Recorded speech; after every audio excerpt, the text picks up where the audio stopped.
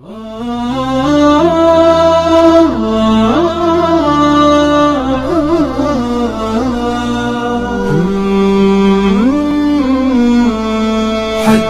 حذيفة بالذي قال الرسول.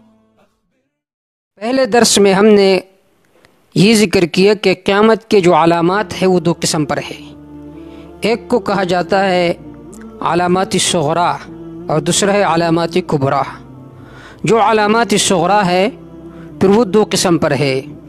ایک وہ علامات ہے جو ظاہر ہو چکی ہے، وہ 100 سے بھی زیادہ ہے، اور کچھ وہ علامات ہے جو ابھی تک ظاہر نہیں ہوئی ہے. تو ان علامات میں سے دو علامات ذکر ہو گئے تھے جو ظاہر ہو چکے تھے.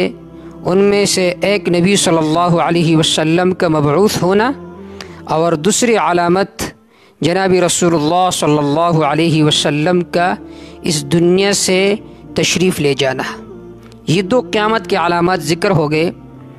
آج کے درس میں ہم تیسری علامت ذکر کریں گے کہ جب ہیرا کی زمین فتح ہو جائے تو یہ بھی قیامت کے علامات میں سے ایک علامت ہے.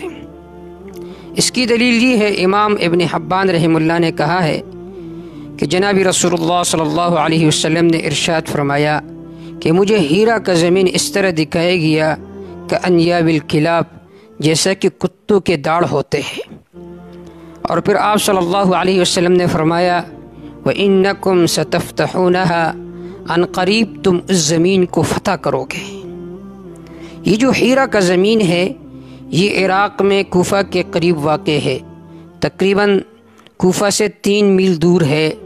نجف مقام پر یہ علاقہ واقع ہے. اصل میں یہ جو ہیرا کا زمین تھا جناب رسول اللہ صلی اللہ علیہ وسلم کے زمانے میں اس میں عرب کا قبضہ تھا، لیکن اصل تسلط وہ ایرانیوں کا تھا.